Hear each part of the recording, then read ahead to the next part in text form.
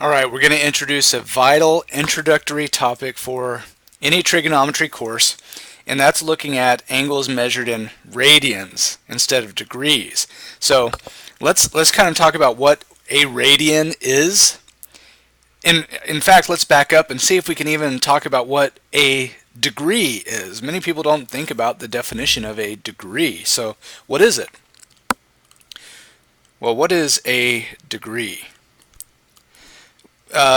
Okay, so it takes 360 degrees to make a full revolution. So a degree, we could say, is 1/360th of a revolution.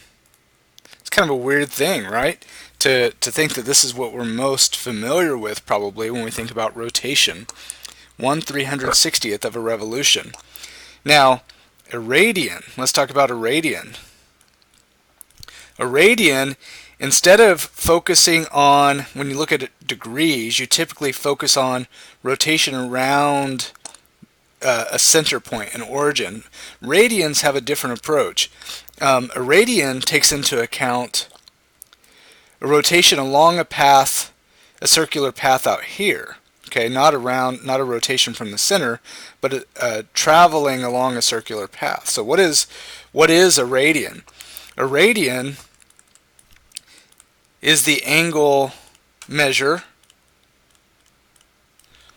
We'll use a fancy word here, subtended. Subtended. A radian is the angle measure subtended by an arc length. Ooh, lots of fancy words. By an arc length equal to the radius. Okay, so we'll explain this with a picture. So what does this mean? So first things first, we're looking in the plane, and we need to identify the angle measure of 0. So we'll call the angle measure of 0 on the positive x-axis, and if we want to label radians, we might label them with the unit rads. In fact, we'll see later that radians are unitless, unlike degrees. Okay, so degrees have a unit where it's a man-made type of thing, whereas radians, we'll see that when you calculate radians, all the units cancel. But we will often label with rads to give it context so that we understand in various scenarios that it is an angle. Okay? Alright, so we'll get more into that. So 0 rads is here, positive rotation is up, negative rotation is down. Okay, counterclockwise and clockwise. Alright, so what is 1 radian?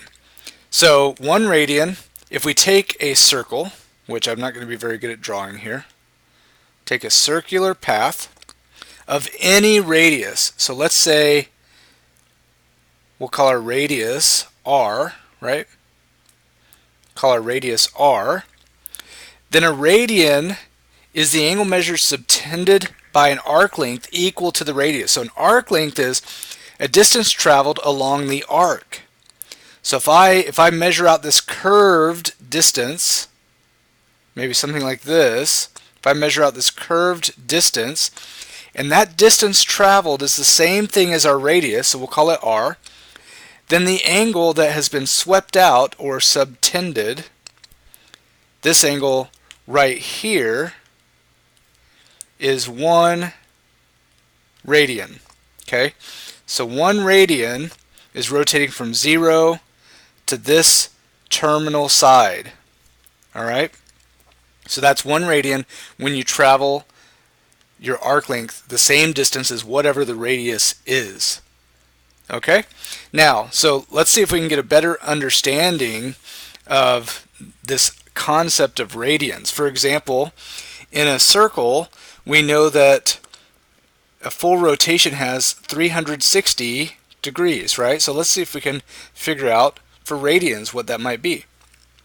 So if we use what we know, and we want this arc length to be the full distance around the circle, right? So let's see if we can figure that out. What is the full arc length around a circle? Well, it has a name, right? Ooh, that was a pretty good circle. The full arc length around a circle is 2 pi r, right? If you travel the full distance around a circle, it's 2 times the pi times the radius. Just to remind you, that's called the circumference, if you need to review that concept. The circumference of a circle is 2 times pi times the radius, r. So the question becomes then, how many radians is that? So let's see if we can figure that out. So what we do here is, if I want to change my arc length from r to 2 pi r, all I have to do is multiply by 2 pi, because these are proportional to each other, right? Circles always have the exact same shape. They're proportional. So I'll multiply by 2 pi. But if I multiply my arc length by 2 pi, my angle is going to multiply by the same factor. So if I multiply my angle, which was 1 radian times 2 pi, the new angle here is 1 times 2 pi, or just 2 pi rads. So the conclusion is 1 revolution is equal to 2 pi radians, okay? 1 revolution is equal to 2 pi radians, and that's the foundation for most of the work you would ever do with radians. Alright, so let's talk about why radians are unitless. Another way to think about calculating an angle measure in radians is, instead of multiplying, you could take a different approach. So let me see if I can draw something that resembles a circle again. And let's say that the circle has a radius of, I bet you can guess it, it's r, which, by the way, r can be measured anywhere from the center to the edge of the circle, right? So you've got a radius of r. And let's say now we know, let's map it out, some general rotation, right? So let's say we're going to rotate this much. We'll call that theta. Theta is a Greek letter, looks like a 0 with a horizontal line through it.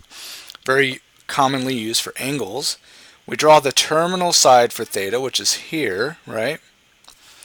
And then we label the arc length that corresponds to that angle. So this is our arc length. The letter S is commonly used for arc length. What is the relationship between all of these? Now, what I want you to understand first is that R and S are lengths, they're distances. So they would typically be measured using the same unit. For example, they could both be measured in inches or feet. They would be the same, is my point. Centimeters, it doesn't matter. So how do you calculate theta using S and R? Well, it's pretty simple. You take the arc length that's been subtended, S, and you divide it by your radius. That ratio is how you calculate theta. The key is S and R will have the same unit, and so when you divide, those units cancel. So theta is not in degrees in this formula. Theta is not degrees. Theta is in radians, rads. And you can see that the actual calculation of the radian measure, the units cancel, so rads are unitless. This is really helpful. This is why calculus courses and physics courses and things will often use radians for angles rather than degrees. Because if you want a formula that uses an angle, let's say you've got some formula that's going to multiply feet times your angle. If you have feet times degrees, the unit will be foot degrees, which may not be something that makes any sense at all. But if you multiply feet by radians, and remember, radians you don't actually have to write out, we just do to make sure people know it's an angle. When you multiply that together, you just get feet, which in various contexts could make more sense than foot degrees, okay? So that's what you need to know about radians for now. We can do more in some other videos, of course, when we get into higher trigonometry.